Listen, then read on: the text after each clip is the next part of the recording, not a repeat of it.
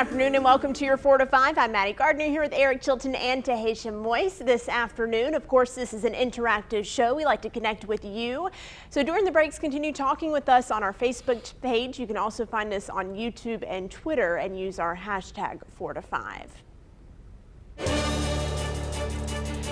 New at 4 o'clock, Elon University is on what they're calling a level 3 alert because of the number of coronavirus cases there. 10 new cases were reported in the last 24 hours, with an estimated 88 active cases across campus and 241 students in isolation.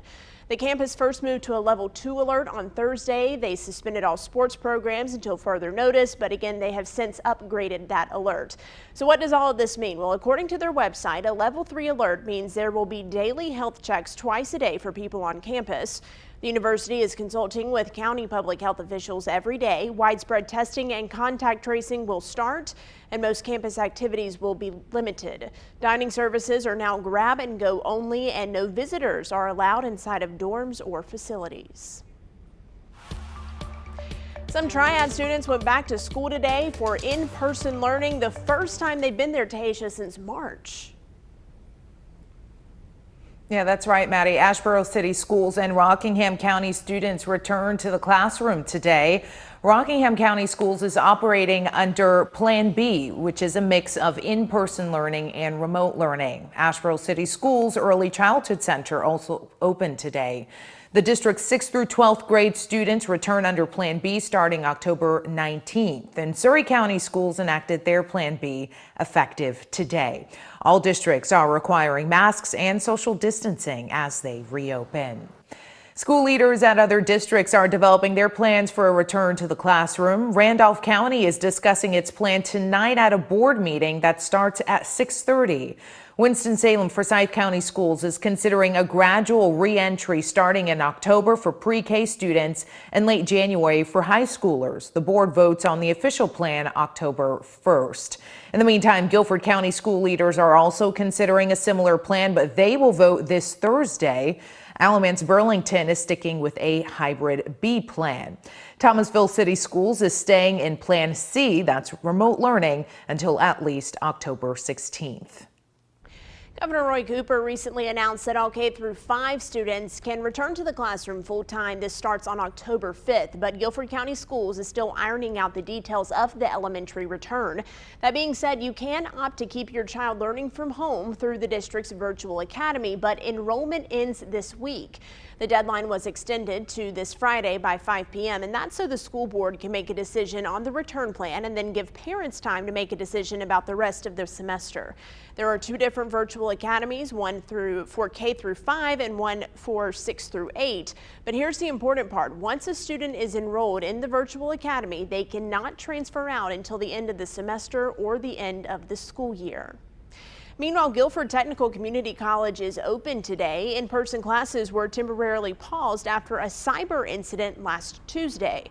Not much else is known about the incident, and the school says they aren't releasing more details because of an investigation.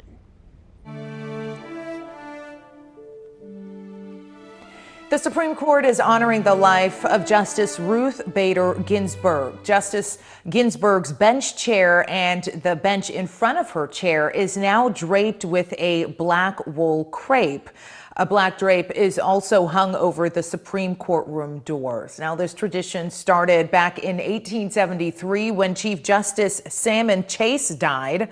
Flags on the court's front plaza are flying at half-staff for the next 30 days to honor Ginsburg, who died on Friday after losing a battle to pancreatic cancer. Her body will lie in repose at the Supreme Court Wednesday and Thursday. Then she'll lie in state at the Statutory Hall in the Capitol on Friday.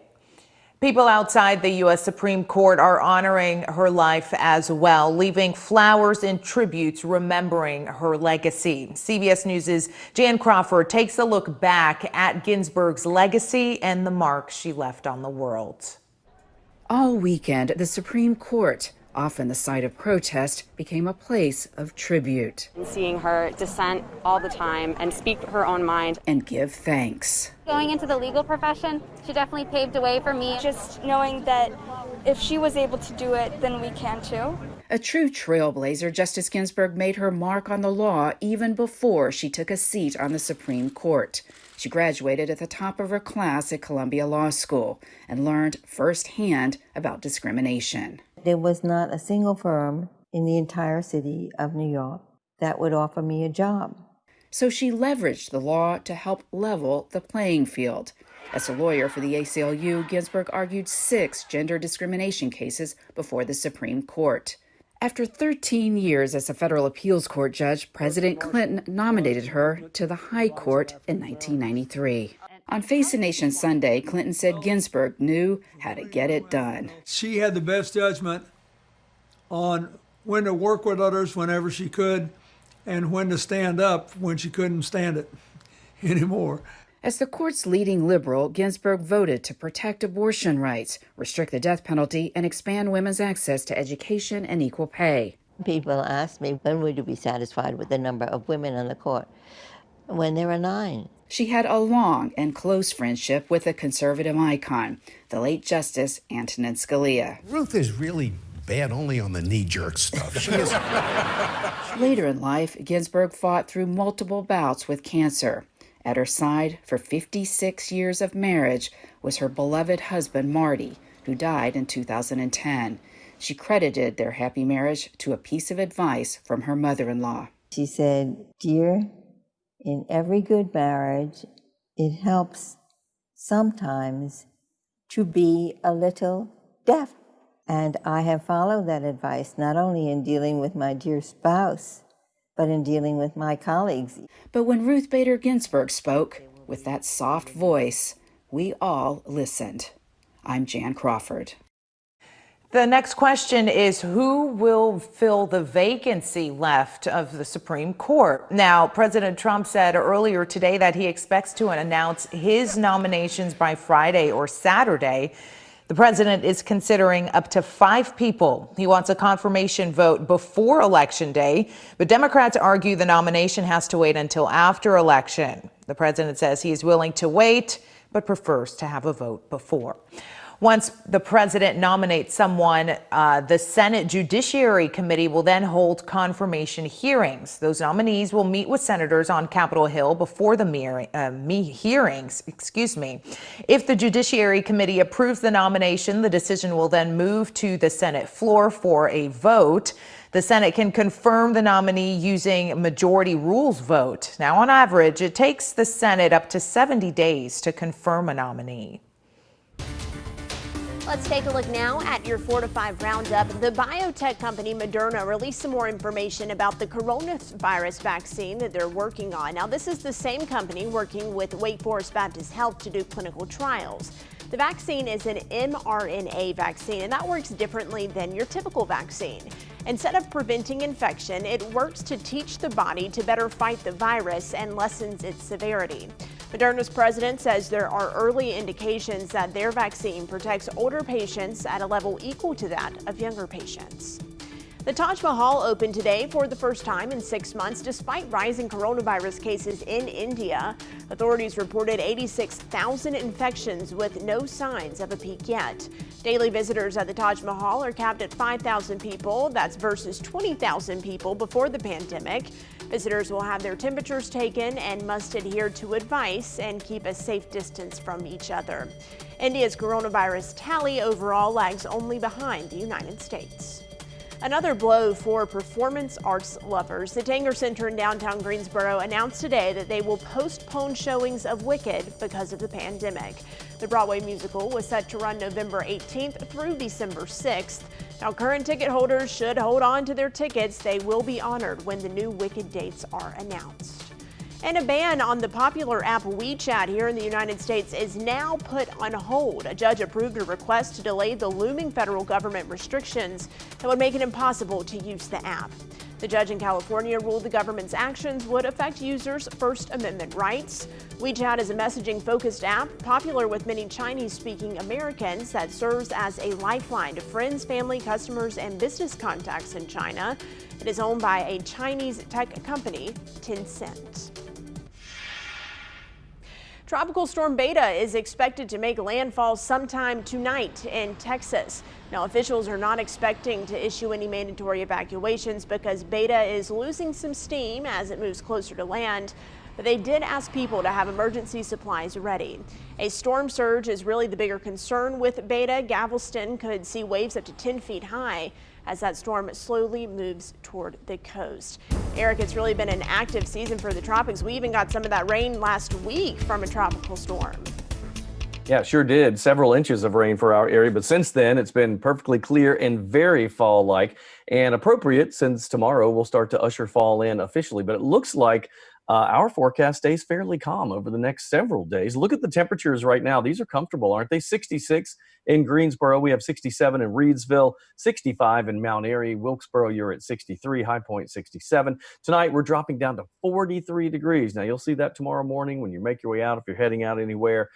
70, that's as warm as it gets tomorrow. Lots of sunshine. You can see clear skies on our satellite and radar combination. In fact, you go out to the wider shot, you have to go all the way down to Jacksonville, Florida to see any rain, and you can see Beta kind of moving into the Gulf section there. Quick note with our extended forecast, we'll jump up to the mid to upper 70s for Wednesday, Thursday, mid 70s through your weekend. The next rain chance is pretty slim, only a 20 to 30% each afternoon. That'll be Friday, Saturday, and Sunday. We'll be back.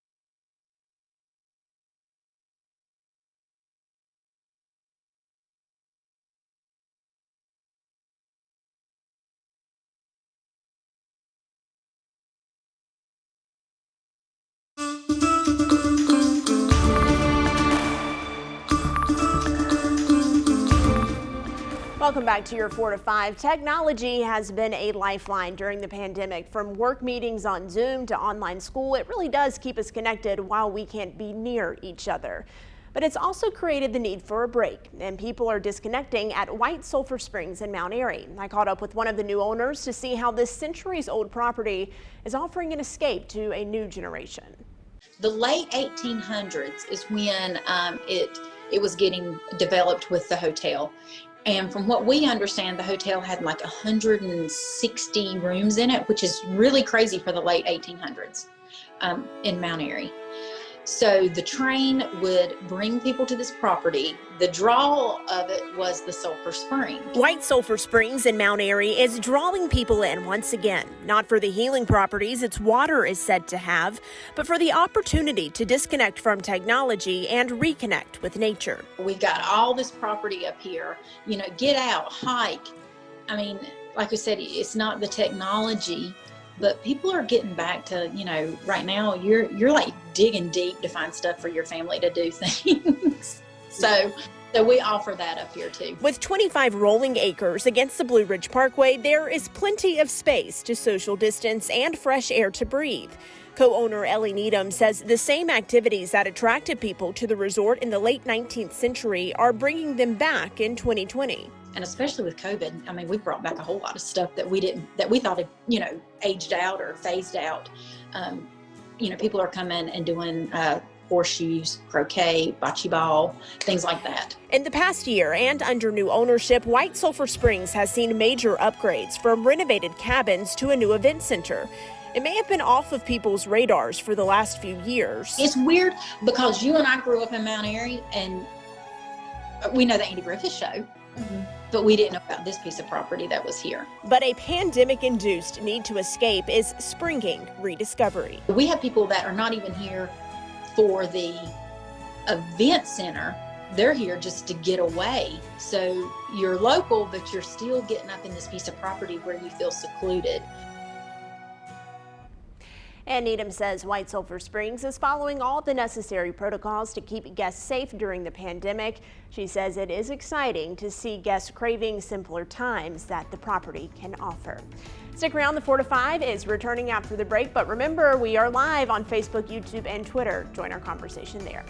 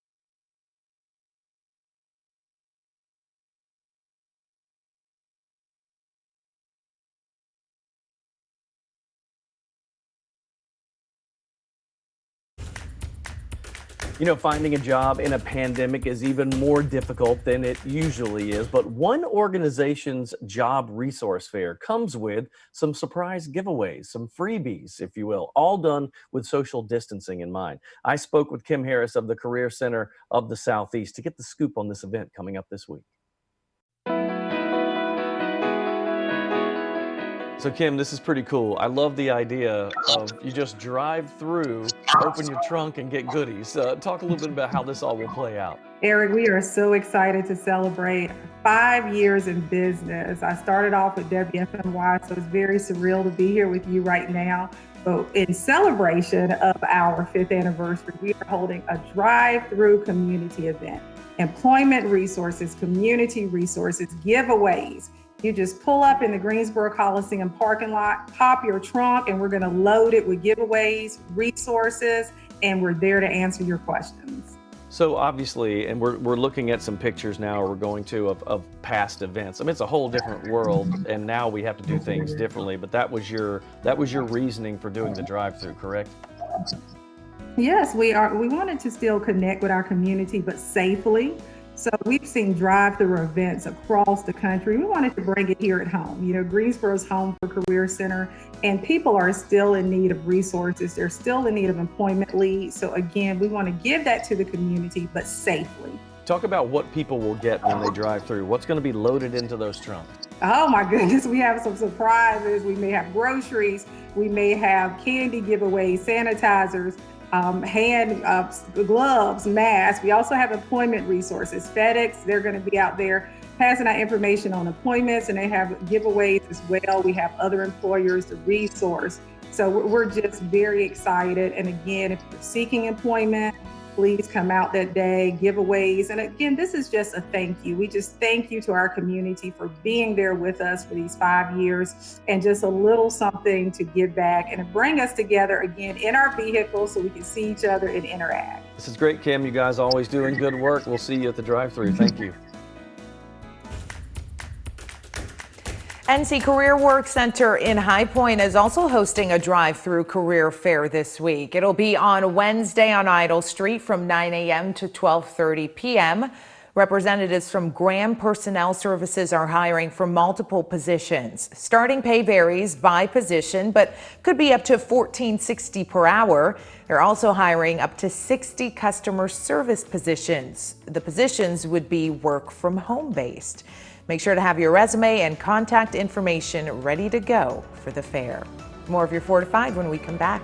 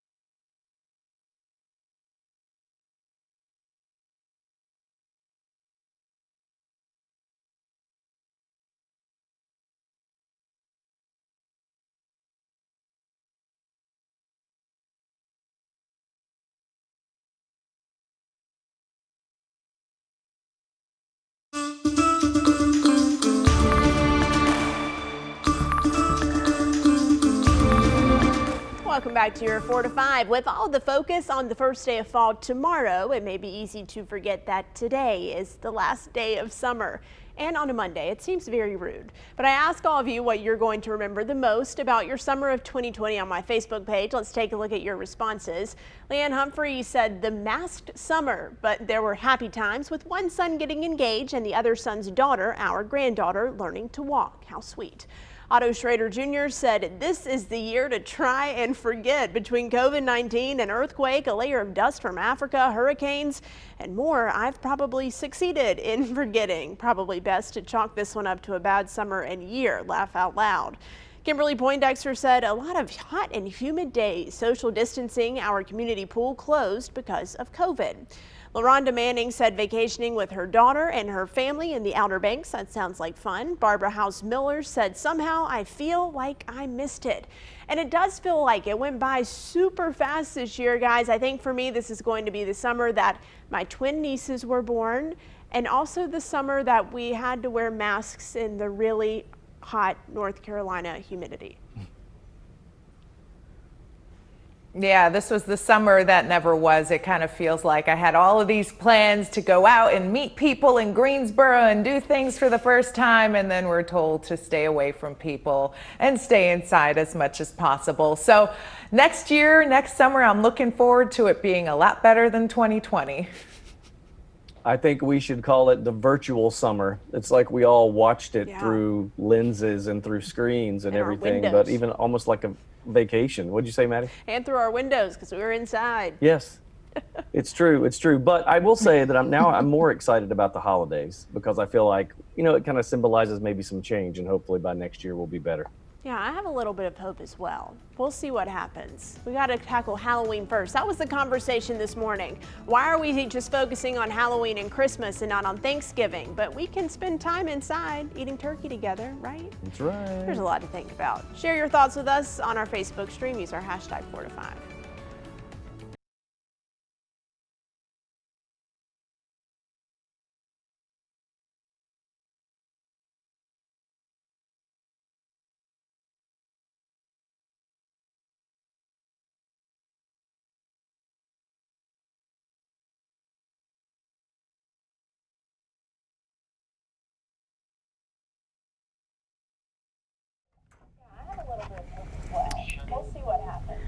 Hey, ice cold milk and an Oreo cookie. They forever go.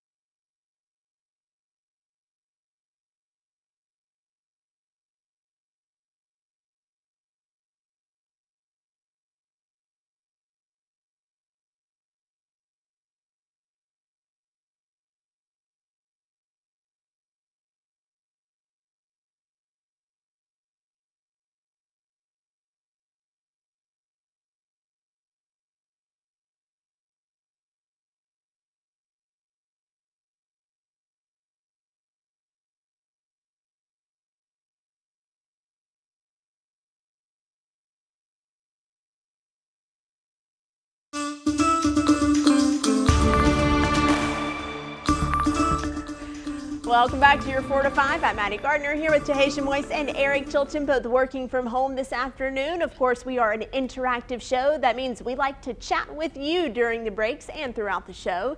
You can find our live streams on WFMY News 2's Facebook page, our YouTube channel, or our Twitter account. Well, let's start off this half hour by getting straight to your 4 to 5 roundup. 2 lots of thyroid medicine are being recalled after the FDA found some testing complaints from consumers. NP Thyroid was recalled because testing found that some lots were subpotent. That means the drugs essentially were too weak to work properly. The manufacturer said in a statement that it had received 4 reports of adverse events possibly related to this recall. It covers 1 lot of 15 milligram NP Thyroid tablets and 1 lot of 120 milligram tablets. At 107 years old, Dorothy Cole is now the oldest living Marine. The Marines paid tribute to her today on her birthday with a video recounting her decision to enlist. Cole joined the Marine Corps after the attack on Pearl Harbor in 1941. The Marines say during World War II, Cole was part of a female integration in what was predominantly considered a male-dominated career field. Her enlistment, along with others, allowed the Marines to free up personnel to fight in the war in the Pacific.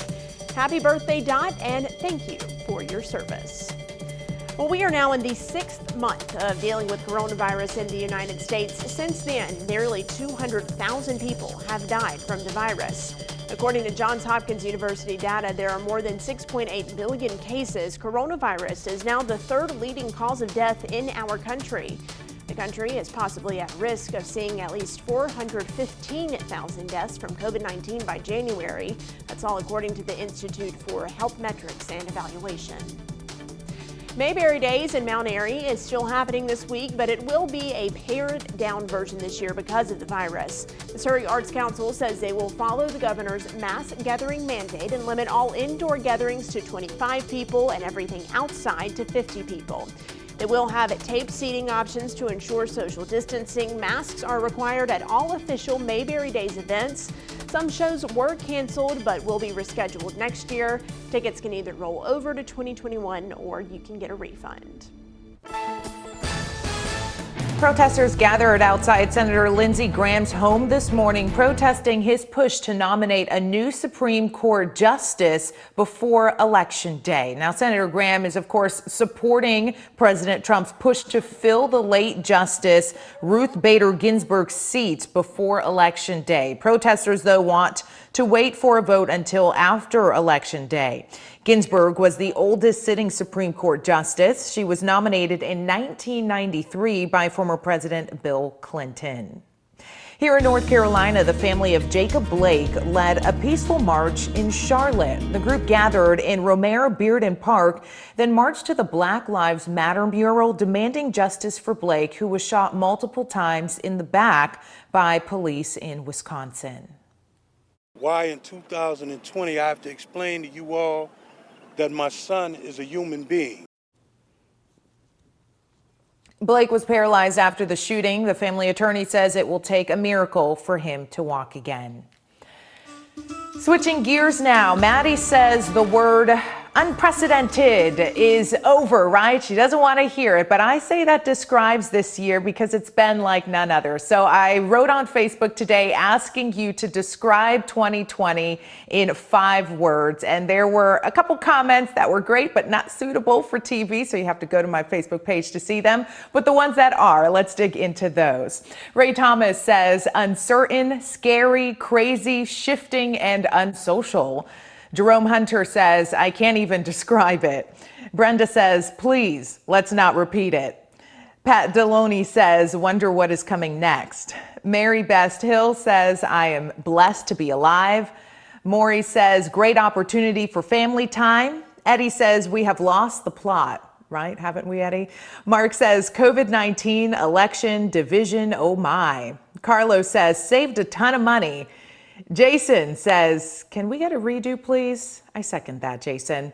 And Janet says, a year of many lessons. So my 5 words that I posted on my page was, it can't get worse, or it can't get any worse, right? And people said I shouldn't post that because now I'm tempting fate. Yeah, you need to knock on wood or something. I think mine are going to be, how many days until 2021? That's 5, right? You took it right out of my mouth. Mine was can't wait until January 1st. That's a good one too. You know, I don't want to wish my life away. I truly don't. But this year, I mean, the punches just keep on getting thrown. I'm telling you, it's like at some point we just have to You throw know, in I the want to towel go and say back. can't wait. Right. I was just going to say, I want to go back to a year where, you know, we didn't remember it as much, like 2009. I don't remember much that happened in 2009. So let's make 2021 or 2022, you know, one of those years where it's just like, yeah, I lived. Yeah, nothing too spectacular, but nothing too crazy. Maybe in the year 2031, you won't remember this year as much because that's like 2009. I don't know about Maybe. that. I don't know. Yep, Yeah. we're hoping. We're hoping. All right, let's talk about a forecast real quick. We've got some cooler weather. It's already here, right? But it's going to stick with us for a while. I will say this. Tomorrow's the coolest day, and then we'll start to moderate a little bit after that. So if you want slightly warmer weather, we've got something for you. Tonight, though, not the case. 43 degrees, clear skies. Tomorrow, mostly sunny, smidge warmer. You're talking about those highs only in the lower 70s if we're lucky, really, tomorrow. Satellite and radar combo with the clouds and the rain. Nothing happening over our state, especially in central North Carolina. You have to go down to the Gulf, of course, where they're seeing beta is moving into the Texas area again. It's really more rain and some wind for them, but they've seen worse, haven't they? Cooler, breezy for us around the periphery. Looks like Teddy is going to stay out away from us, but it may affect, say, Halifax and Nova Scotia, that area. And you can see beta down there on the map for us. Now, tomorrow, as we usher in fall, 70 degrees. After that, it's nice. Wednesday, Thursday, you're looking at sunny to partly cloudy skies, 76 and 77. It's only a slight rain chance, not a big deal, really. Friday, Saturday, Sunday, and Monday, highs lock in the mid 70s. We have some overnight lows in the 50s and 60s on those 2 days. All right, so every once in a while, a sport will come along that sounds so crazy and cool, you say, I've got to try this. And that's what's happening at Gillespie Park in Greensboro these days. I spoke with Austin Homan, who's with the Greensboro Parks and Rec Department, about their latest craze. It's called foot golf. Foot golf is like the game of golf, but playing with a soccer ball. So Austin, when you first told me about this, I said, but the first question is, what in the world is foot golf? Explain this to people. What will it look like? Yeah, sure. So pretty much think of playing golf, but with a soccer ball. Same concept, same general rules, but you're trying to kick the soccer ball, get it into the cup in as many or as few kicks as you possibly can, just like golf. So when I'm envisioning this, I'm thinking of the cup being like the size of a basket or, you know, something. How do you do that? Because you can't really dig out a hole, can you, and put the cup in there? Well, sure. Actually, so there's a couple different options with our particular setup that we decided to move forward with. It's actually going to be 2 plates kind of sitting on top of each other that the ball, when you kick it, it'll get wedged in between the 2 plates. So that's how you'll know that you've made it in the cup, so to speak. But our thought process behind this particular cup contraption was that it would become mobile for us so that we could ultimately potentially do some pop-up foot golf events at various, parks or facilities or wherever that may be. But that's the concept so far. I mean, this sounds so different and cool. I'm wondering if we're going to see like these like tournaments kind of things starting to pop up everywhere. Are they popular in other places, the foot golf deal? There isn't a whole heck of a lot in terms of foot golf going on in the Triad, so we're really excited about Gillespie being the newest foot golf edition in the Triad area. So long term, no clue. I think there is definitely an opportunity for bigger tournaments, possibly some foot golf league play. But right now we're just trying to figure out what this event will hold for us and see where we can go forward. Well, I think for me, the thing I like is that it's hard to lose a ball playing foot golf. Thanks, Austin, for your time, man. We appreciate it. Yeah, so it sounds really cool. The images looks fun. The U.S. youth soccer posted the video that you were looking at there, and I want to try this. I think it seems like a blast. They're concerned of how foot golf players would interact with real golfers, so they may have to reserve certain times for this, but it looks like a blast. Yeah, that would make sense. They need to carve out a separate time. It looks like it takes a lot of precision. I was just going to say, this actually looks like something that I could do comparatively to playing golf, because you talk about precision. I don't have any precision when it comes to swinging. I don't even know how to swing a golf club properly. Not my sport of choice. But this I want to try. I like that. I can kick a ball. A couple of years ago when I first started hearing about Frisbee golf, I was like, oh, okay, whatever. Now it's this huge thing with clubs all across the country. So I'm wondering if this is going to follow in its path. Well, I feel like my years of dribbling a soccer ball and playing hacky sack maybe will come into play. He's just the next great foot golfer. I'm telling you, man, if she can do that, if you can do hacky okay, sack, not really. Okay. We want videos. All right, Tanya, what's going on? Oh, we love that sound, don't we? It is the dreaded sound of calling and calling and calling and not being able to get through. Yeah, and in this case, you can't even leave a voicemail message. Can't, nope, and that has folks really frustrated with the DMV. This viewer is writing in, I've called 7 offices, 4 in Greensboro, 1 in Reedsville, 1 in Yanceyville, 1 in Durham, and can't get anyone to pick up the phones. They either ring off the hook or they just give a busy signal. Well, the first thing that 2 Wants to Know found out about this is that local DMV license offices do not make any kind of appointments, and they do not look up customer records. So the big takeaway here is, hey, don't call them. It is not going to be any help. So what can you do if you want to get in touch with the DMV and make an appointment? We're going to take a look at solutions coming up at 6 p.m. Coming up at 5:30, today is the day that Cone Health is in answering your questions. Now here's what you need to do. You just need to text your question, 336-379-5775. Dr. Zoe Stallings, she's joining us from 5:30 to 6. Don't wonder about something. Get your question answered. It's tonight for a half an hour.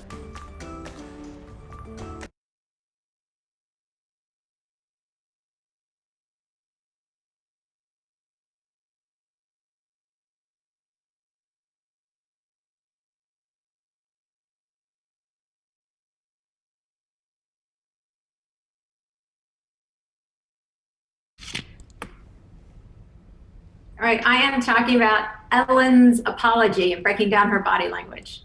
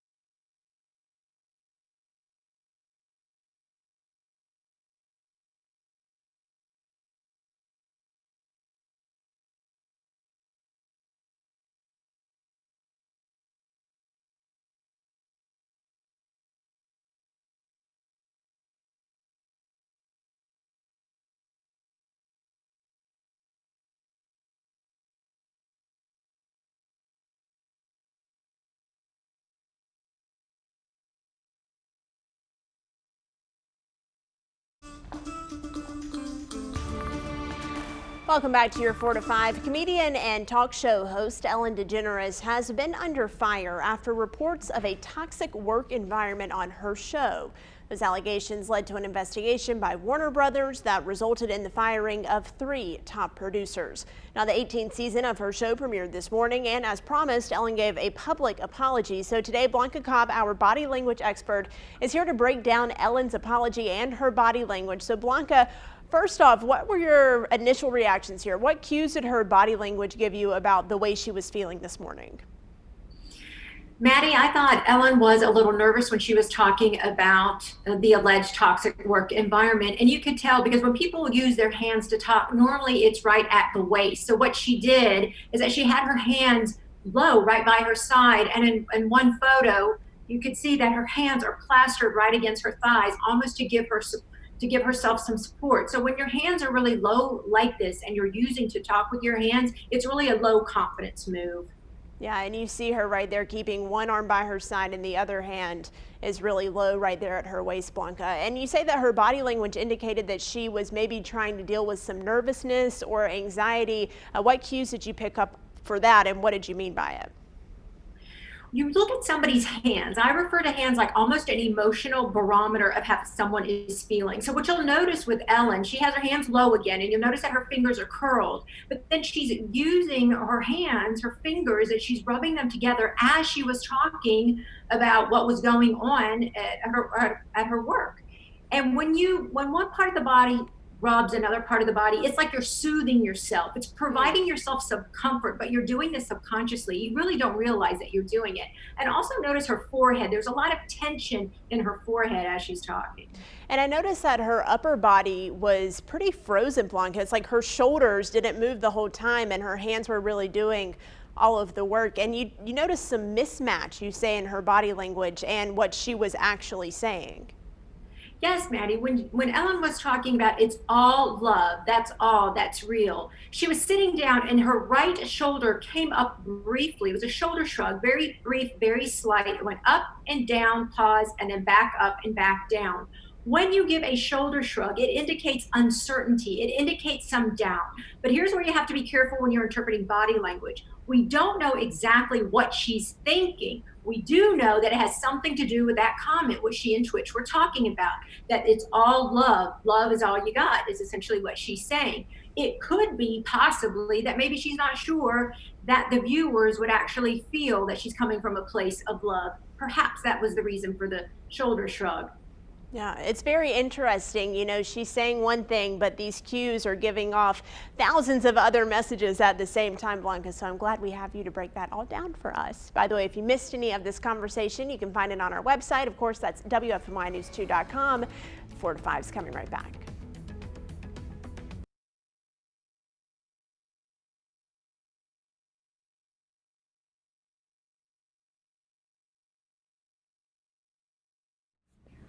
Hi, Miss Tasha. 1, 2, 3, 4, 5, 6, 7, 8, 9, 10.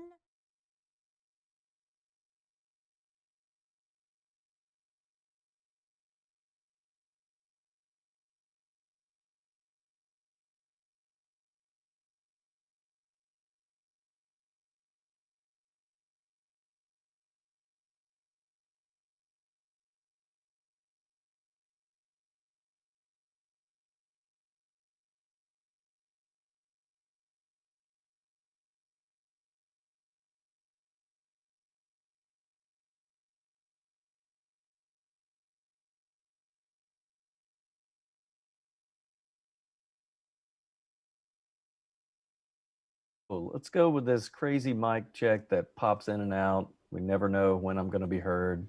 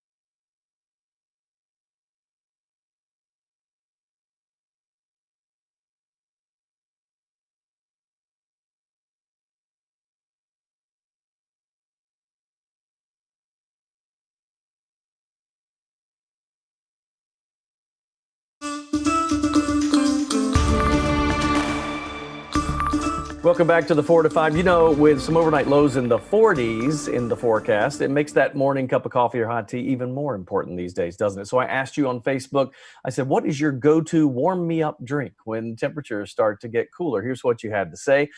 Frida said pumpkin spice creamer in my coffee. I can go with that as well. Also, she said a hot cup of tea with honey and lemon. Not bad.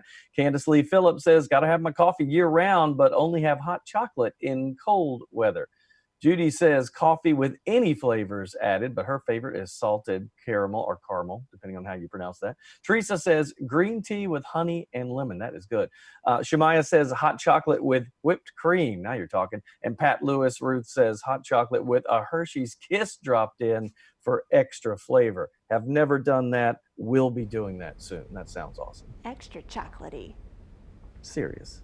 That sounds good. Dahacia, you go first. What's your hot beverage of choice?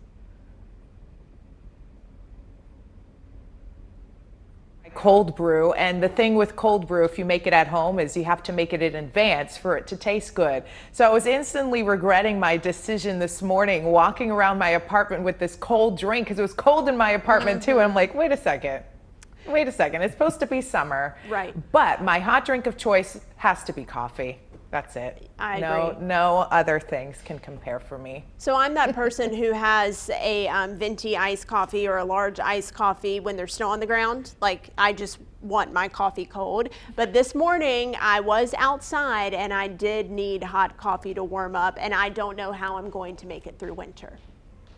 You're gonna, well, I think the hot tea thing is the way to go. That's what I do. I do coffee occasionally, but lately I'm starting to shift over to more of hot tea, and then just adding different things to it. All these people that were doing the honey and the lemon and the green tea and all that, I'm kind of getting on board with that these days. Yeah, I even got a pumpkin flavored coffee the other day at a local coffee shop in downtown Greensboro, and even it was iced. So my fall flavors are still cool beverages.